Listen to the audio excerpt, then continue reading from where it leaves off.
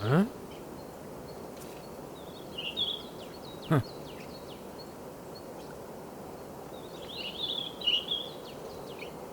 Oh.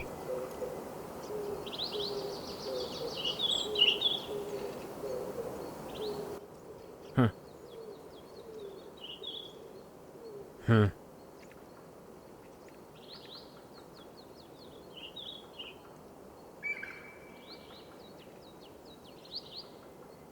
Is this the 720S or the 765 LT? No, wait. This is the 750S.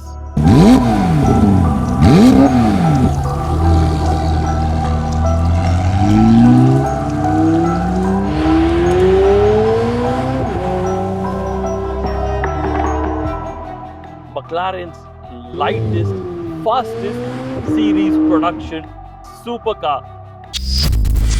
Now I know you guys didn't fall for my acting, but we have driven this car multiple times before. Twice on the racetrack, and one time before this we had the yellow color McLaren 750S Spider or convertible, and the entire footage of that got corrupted. So we had to ask McLaren for the car back, and then they gave us this bluish hardtop car, or basically a coupe, and we're testing it out again and filming it again for you guys. Now a lot of you guys may complain about how the 750S looks familiar or similar to the 720S, but what's the harm in that?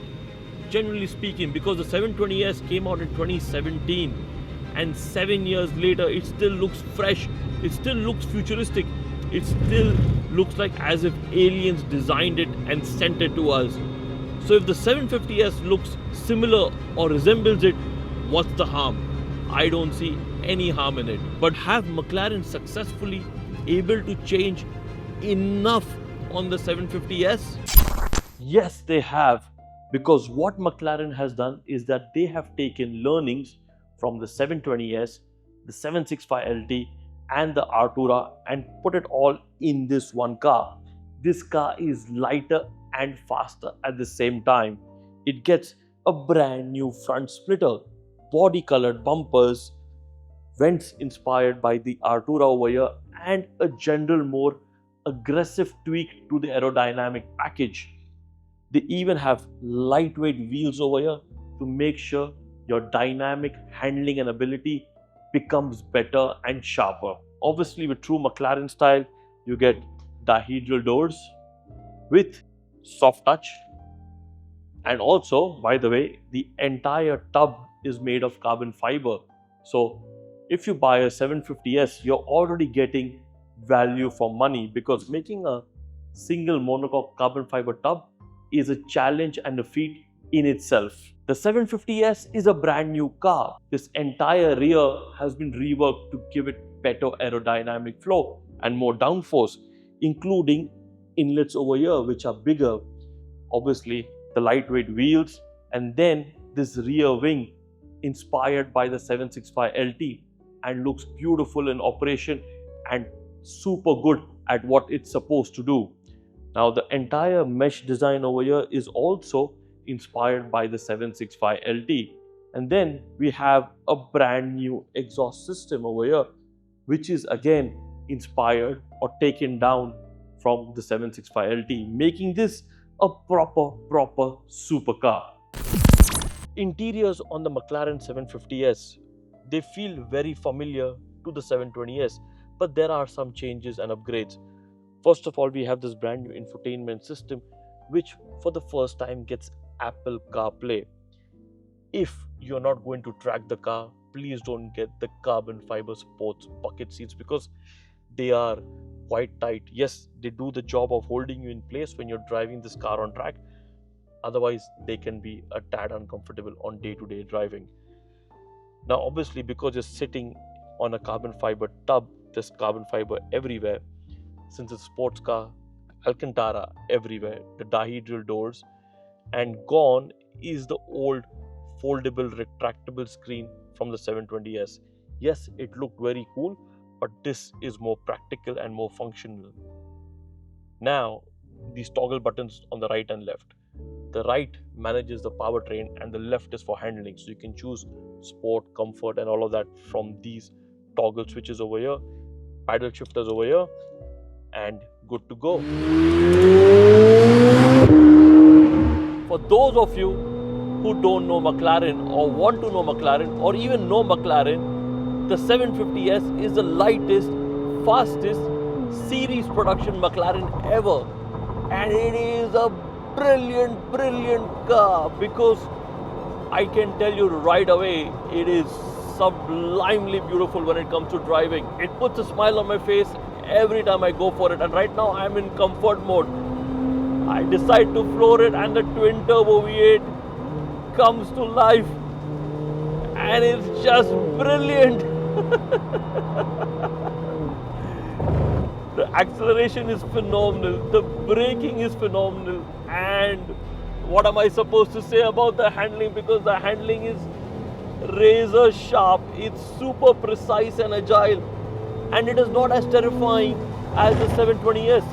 It is more calm, it is more composed, and it gives you more confidence in every aspect, thanks to the reworked aerodynamics and the reworked front end and the new suspension and the lightweight alloy wheels and everything else that McLaren could think of, including this brilliant carbon fiber monocoque tub.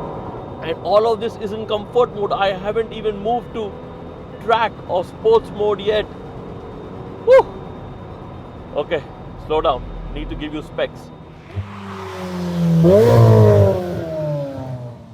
Now, the twin turbo V8 produces 740 horsepower and it does 0 to 100 in 2.8 seconds.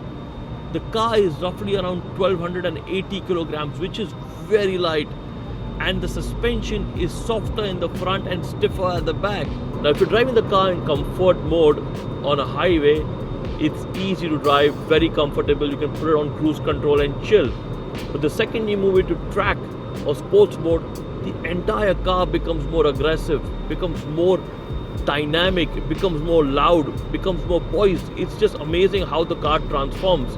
I'm enjoying driving this thing so much that I forgot to tell you some key facts. 7-speed dual clutch gearbox, sending power to the rear wheels, and a hydraulic power steering.